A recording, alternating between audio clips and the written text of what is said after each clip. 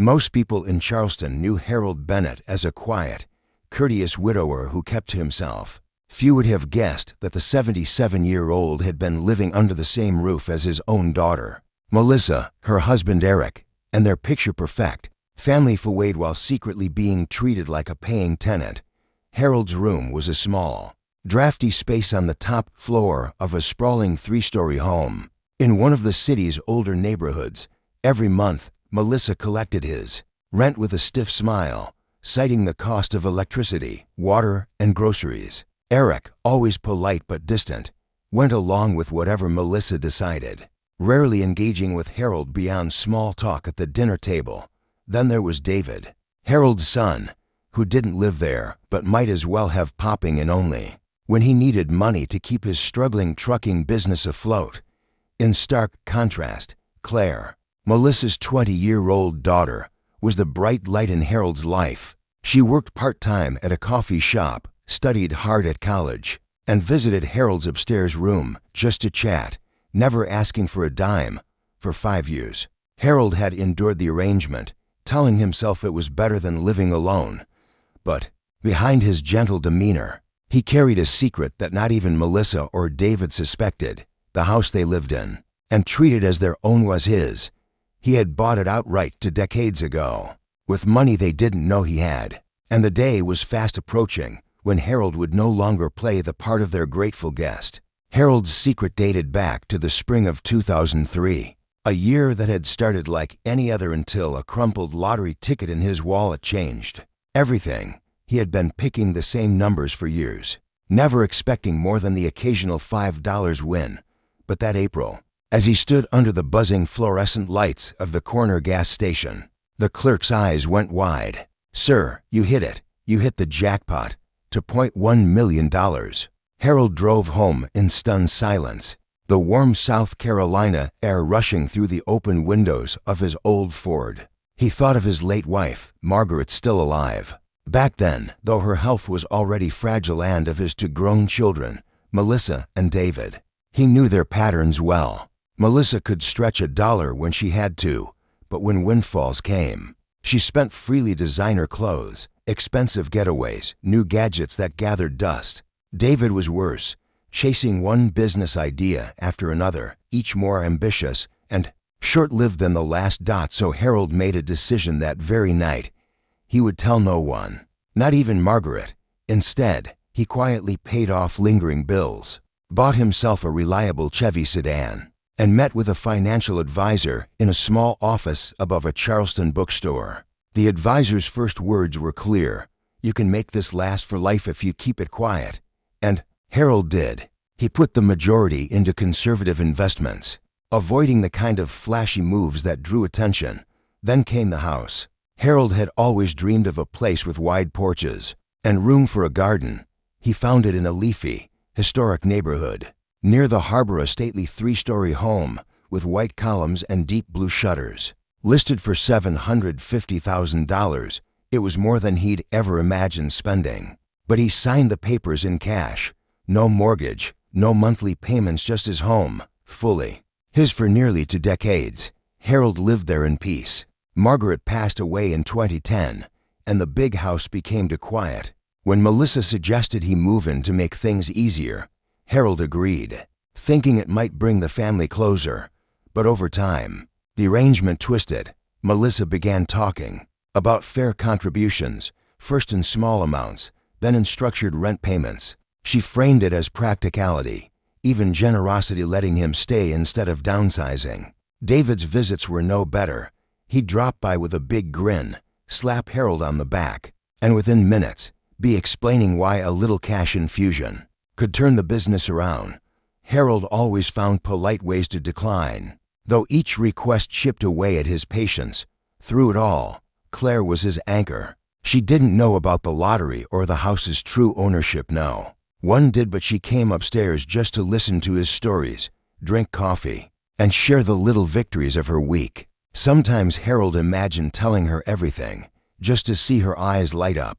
But he wasn't ready. The years passed, and Harold's secret remained intact. He maintained the property taxes himself, paying them quietly online so Melissa never saw a bill. He kept all the original purchase documents locked in a small safe in the back of his closet, beneath neatly folded sweaters. No one ever asked questions. No one suspected. But lately, Harold had been feeling the strain. The rent Melissa charged kept creeping up, and the tone in her voice when she spoke to him felt less like a daughter addressing her father, and more like a landlord handling a tenant. He could live with that, he told himself, because he had his memories, his books, and his quiet upstairs room. What Harold didn't know was that the next conversation with Melissa would break the fragile arrangement wide open and set in motion a chain of events that would change his life forever. Over the years, the atmosphere in the Bennett household shifted in ways Harold could no longer ignore. Melissa had always been practical, but now her practicality felt more like calculation. She kept a spreadsheet of every household expense from the water bill to the box of tea bags. Harold liked tan at the end of each month, she'd announce, his share down to the dollar. If the electric bill went up, so did Harold's rent. If she stocked the pantry with what she called heart-healthy staples, she expected him to cover part of that cost too, even if he barely touched them. Melissa controlled the thermostat like a military general guarding a fort. In the winter, the house was so cold Harold sometimes wore his sweaters indoors. In the summer, the air conditioning clicked on only when Melissa deemed it unbearable, leaving Harold to sit by his upstairs window with a fan buzzing next to him. Eric, her husband, never openly complained, but he didn't go out of his way to make Harold feel welcome either. He was a man of nods and polite murmurs, quick to disappear into his home office after dinner. Harold suspected Eric was simply following Melissa's lead, keeping peace in his marriage by keeping distance from his father-in-law. Then there was David, who seemed to appear only when his own life hit a dead end. His trucking company had been one big client away from success for almost a decade. Each visit followed the same script: warm greetings, a few minutes of catching up, then a gentle pivot into how just a little cash could cover a repair, or pay a driver, or keep the doors open. Harold had learned to deflect with vague promises to think about it, knowing full well the answer would remain no.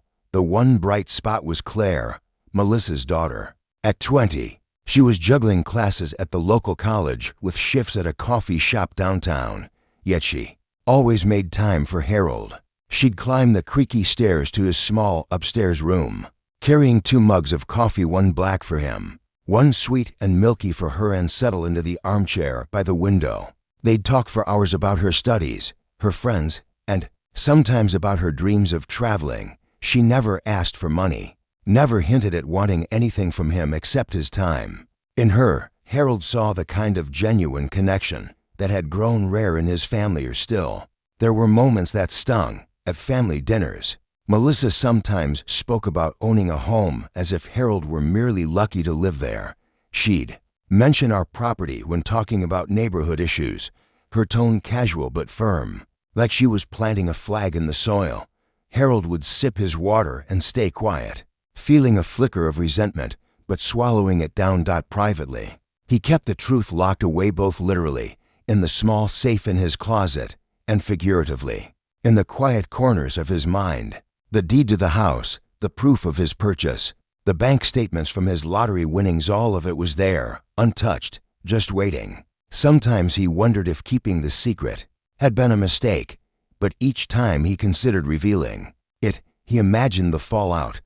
Melissa might demand control over the house or the money. David might see it as a reason to double his requests. And then there was the nagging question: would they see him any differently, or simply as a resource to be managed?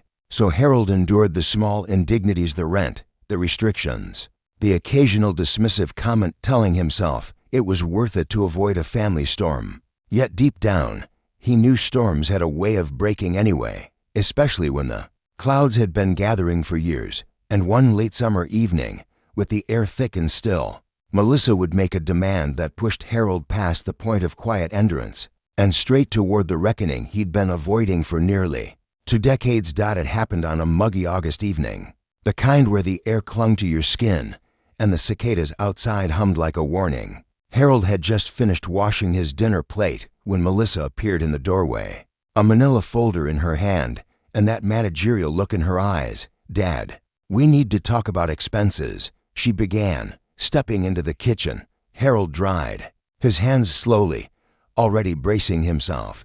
Conversations that started this way rarely ended well. Melissa slid a printed spreadsheet across the counter toward him. Every line item was highlighted: electricity, water, groceries, internet along with his share of each.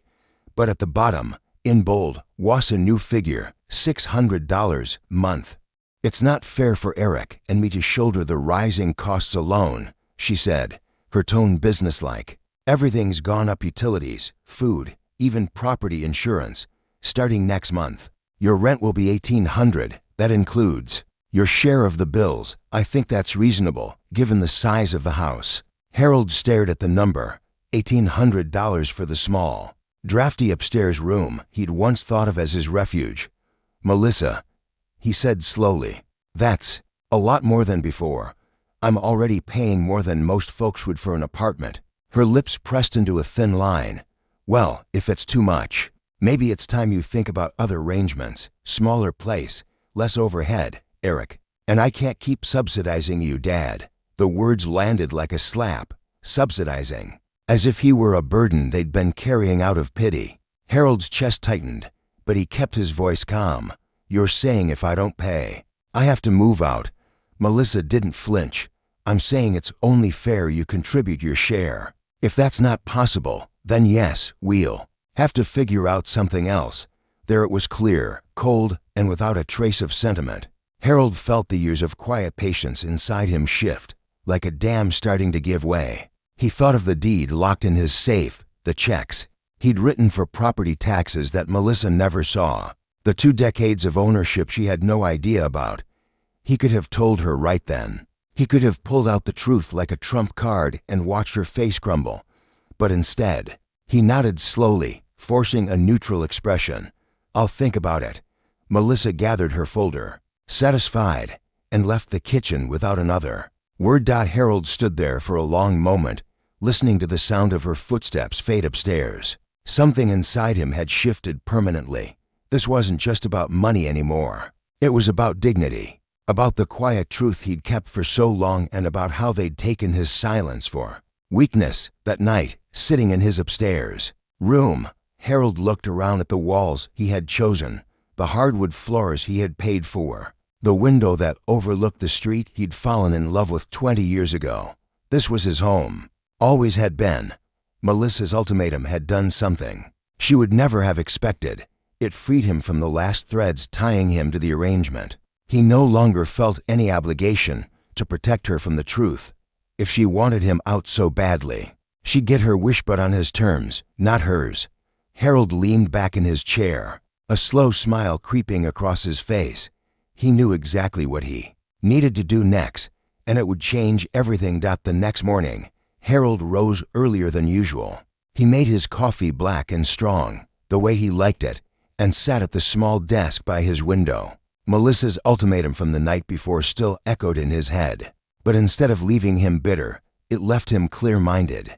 He'd spent years avoiding confrontation, convincing himself that keeping the peace was worth swallowing his pride. But now, the peace was gone and pride was all he had left. By 8 o'clock, Harold was on the phone with Ray Preston, a local realtor he knew from the Rotary Club years ago. Ray was a talkative man with a knack for keeping clients' business discreet, exactly the kind of person Harold needed. I need a valuation on a property, Harold said, lowering his voice even though he knew Melissa was still asleep upstairs. Confidential, and when I say confidential, I mean no one can know it's mine until the papers are signed. Ray didn't ask why. He just chuckled softly. Understood, Harold. I can swing by tomorrow morning. True to his word, Ray arrived the next day in a blue polo shirt and khakis, clipboard in hand. Harold met him on the porch, careful to phrase everything as if he were helping a friend evaluate their place. As they walked through the house, Ray whistled low at the details: the original crown molding, the updated kitchen, the generous backyard shaded by live oaks. She's a beauty, Ray said. In this market, you're looking at $1.25 million, maybe more if we get competitive offers. Harold nodded slowly, hiding the flicker of satisfaction in his chest. List it. Quietly.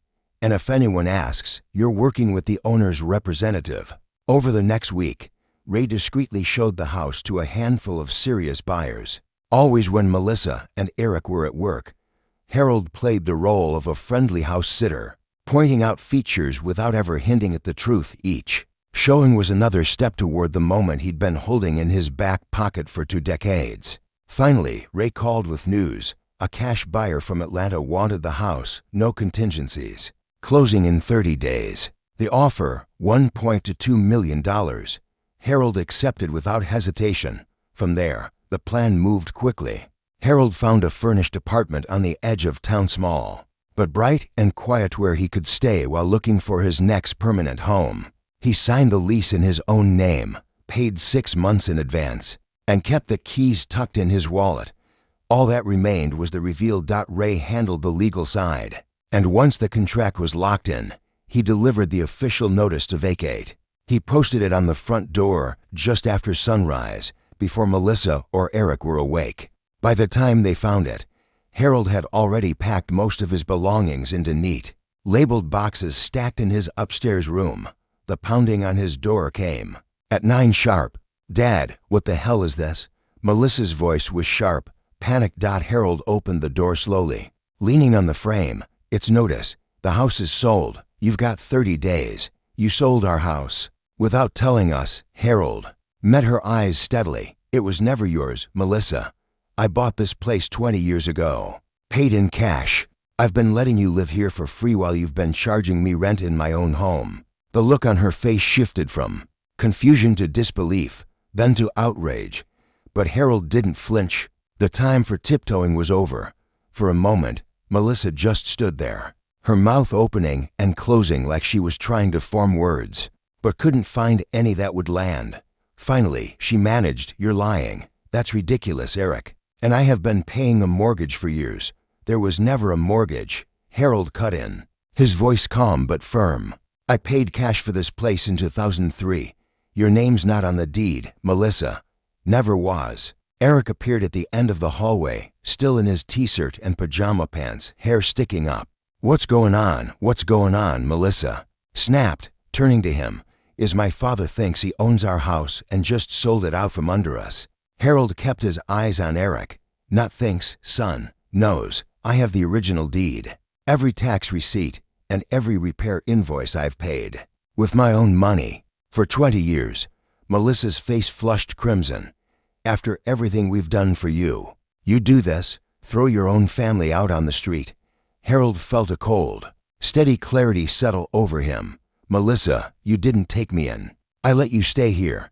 And in return, you charge me high rent for living in my own home.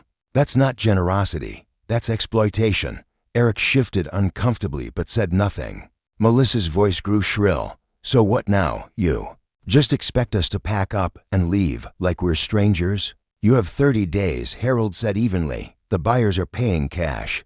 They want to close fast." Melissa's eyes darted to Eric, as if expecting him to jump in and fight. But Eric only looked down at the floor. The news traveled fast. That evening, David called, his voice tight with anger. "What the hell, Dad? Melissa says you sold the house. Is that true?" "Yes," Harold said simply. "You couldn't even give us a heads up. That house is our family's anchor." Harold almost laughed at the word anchor. "That house has been my anchor, David. Mine. I paid for it. I maintained it. And I let your sister live there without paying me a cent while she charged me like a landlord. You call that family?" David's tone shifted, edging toward calculation. "Look, $1.2 million is a lot of money. You could at least help me out with." "No," Harold said, his voice like a slammed door. "Not a dime." There was a long silence on the other end before David muttered something about selfishness and hung up. That night, Harold sat alone in his upstairs room, the boxes stacked neatly beside him. For years, he had worried that revealing the truth would shatter his family. Now that it was out, the pieces were lying exactly where he expected. Melissa furious, David opportunistic, Eric silent. Only Claire had reached out, texting him that evening, "Grandpa, I don't really understand what happened, but I love you. Can I come by tomorrow?" Harold smiled at the message, amid the noise and the accusations. Hers was the only voice that mattered. She might not know the whole story yet, but she'd shown more loyalty in one line of text than her mother or uncle had in decades. He leaned back in his chair, feeling the weight of the last 20 years lift. The truth was out. The game was over, and for the first time in a long time, Harold felt like he was playing on his own terms. The fallout came quickly, and it was as ugly as Harold had expected. Melissa stopped speaking to him entirely, except for clipped, functional exchanges about the logistics of moving. She stomped around the house with heavy steps, slamming doors, making sure Harold could hear her phone calls to friends about being betrayed by her own father. Eric kept his head down, spending more time at work or in his home office, as if pretending none of it was happening. David's anger simmered over in the following days. He called twice more, each time starting with a lecture about family loyalty and ending with a thinly veiled request for money. "You've got more than enough now," he argued on the second call. "You could set both of us up, make sure we're taken care of." "Isn't that what parents are supposed to do?" "No," Harold replied, his tone unshakable.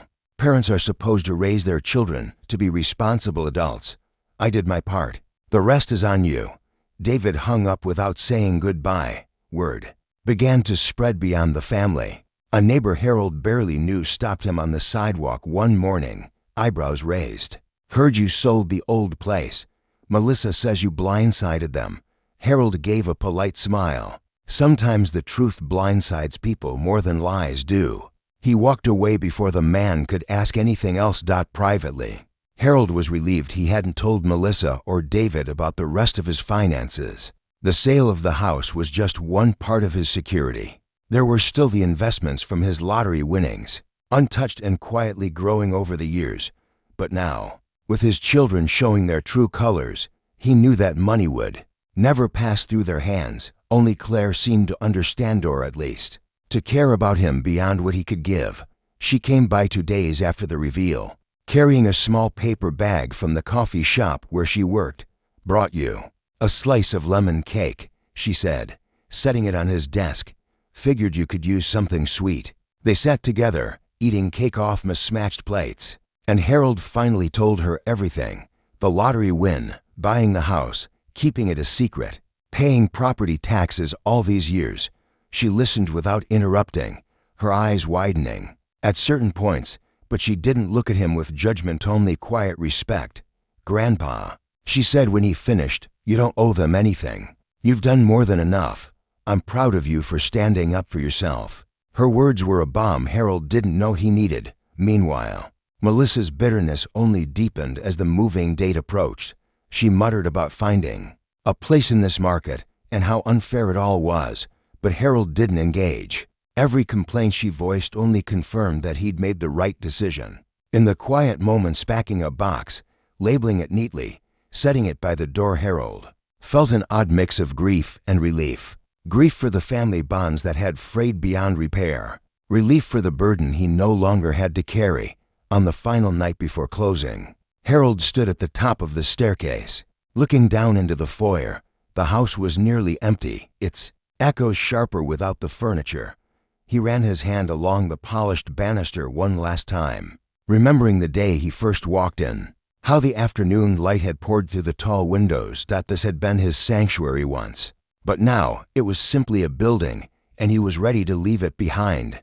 Tomorrow, he would hand over the keys, and with them, he would finally hand over the last tether to a life where silence had been mistaken for weakness. The morning Harold handed over the keys, the sky was washed in pale gold, the air crisp with the first hint of autumn. He arrived early, before Melissa and Eric stirred, and placed the keys in a plain white envelope on the kitchen counter. No note, no goodbye, just the simple, quiet closure he preferred.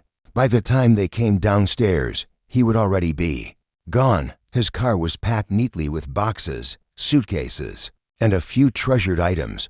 The framed photograph of Margaret taken on their 25th anniversary. His worn leather armchair, a cedar box filled with letters she'd written him over the years. Everything else, furniture, dishes, the things Melissa always referred to as hers, he left behind without a second thought. Harold's new apartment was nothing fancy, but it felt right. A second-floor unit in a quiet complex on the edge of town. It overlooked a small pond where ducks gathered in the mornings. The living room had just enough space for his armchair by the window, a bookshelf for his favorite novels, and a small writing desk. For the first time in years, Harold set his own thermostat. He brewed coffee without worrying who might complain about the smell. He cooked breakfast in his own kitchen, leaving the dishes to soak if he wanted. Small freedoms, maybe, but after years of tiptoeing around Melissa's rules, they felt like luxuries. Claire visited often, bringing groceries or just dropping by to talk. She'd curl up on the couch with a cup of tea while Harold told her stories about her grandmother or the travels he and Margaret had taken. They laughed more in those afternoons than Harold had laughed in years. One Saturday, Claire convinced him to visit the farmer's market downtown. Strolling between stalls of fresh produce, baked goods, and handmade crafts, Harold realized how much life he'd been missing. He chatted with vendors, sampled peach jam, even bought a small potted rosemary plant for his kitchen window. In the weeks that followed, Harold began rebuilding routines that had nothing to do with Melissa's schedule or David's demands. He joined a local book club at the library, started walking the trails near the pond every morning, and signed up for a watercolor painting class at the community center. Financially, he was more than secure. The proceeds from the house sale sat in a separate account, untouched except for what he needed for his modest rent and daily expenses. His investments quietly grew in the background, a safety net he knew he'd never outlive. Every so often, Melissa would send a terse text updates about their move, thinly veiled jabs about how things could have been different. Harold never replied. David stopped calling altogether. The silence was, in its own way, a gift. One evening, Harold sat on his balcony watching the sun dip below the trees, the air scented with rosemary from the little plant on his windowsill. Claire had just left after bringing over a homemade chicken pot pie. He thought about the years he'd spent walking on eggshells in his own home, letting others believe they were in control. Not anymore. Here, in this small, quiet apartment, he was the sole keeper of his peace. No rent demands, no guilt trips, no one mistaking his kindness for weakness. Harold leaned back in his chair, a slow, satisfied smile spreading across his face.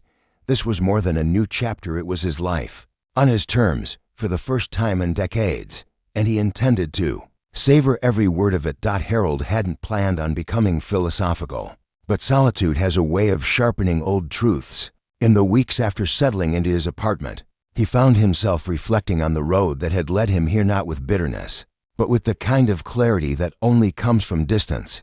For years, he'd mistaken keeping the peace for keeping control. He thought that by staying quiet about the house, by letting Melissa believe she was in charge, he was preventing conflict. But in truth, he'd only allowed the resentment to grow roots. Silence, he realized, isn't always noble. Sometimes it's just a slow surrender. One evening, while sipping coffee on his balcony, Harold pulled out a small notebook and began jotting down the things he'd learned, lessons he wanted to remember, and maybe, one day, pass on to Claire. First, if you've earned something, you have the right to protect it. Whether it's your savings, your home, or simply your time, no one else has the right to treat it as theirs without your consent. Second, generosity should never be confused with obligation. He had given Melissa and David opportunities, support, and even a place to live.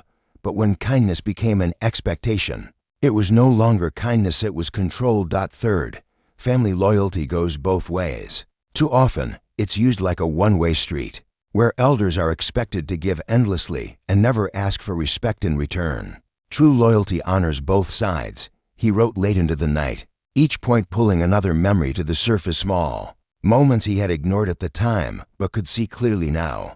The time Melissa suggested he sell his old Chevy so she could use the garage. The way David treated every holiday visit as a chance to pitch his latest failing business. Even the subtle digs about his good luck in having a roof over his head, as if he hadn't worked for decades before that lottery ticket ever crossed his path. Harold didn't hate them. That was another revelation. He wasn't interested in holding grudges. They were just too heavy to carry. but he had accepted that his relationship with his children might never be what he once hoped for, and that was okay. His bond with Claire, however, gave him hope.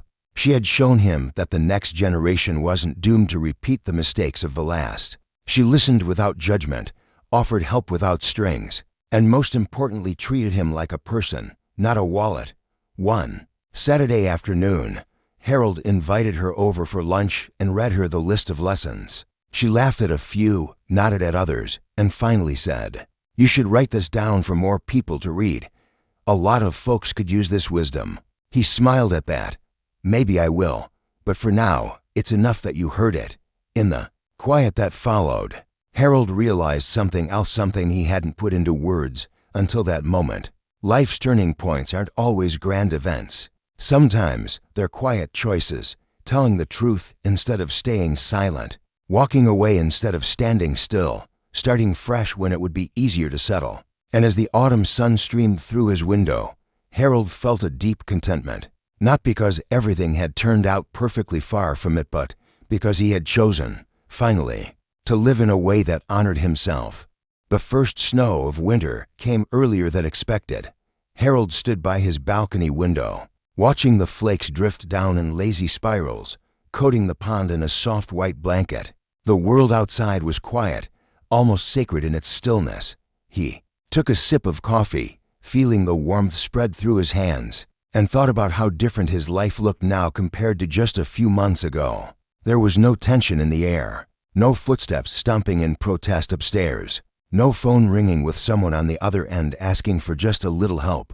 His home, small though it was entirely his. The only voices that entered it now were ones he invited. Claire had been by the day before, helping him string a few simple lights around the balcony railing. They'd baked oatmeal cookies, filling the apartment with cinnamon and vanilla, and talked about her plans for the spring semester.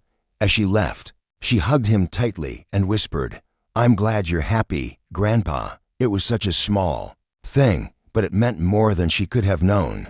Harold realized he'd reached a place he never thought possible, not wealth in the material sense, though he was comfortable, but wealth in peace, self-respect, and freedom. He thought back to the decision that had set it all in motion, telling the truth about the house. It had been a risk, one that cost him certain relationships, but in return it gave him something far more valuable, his dignity.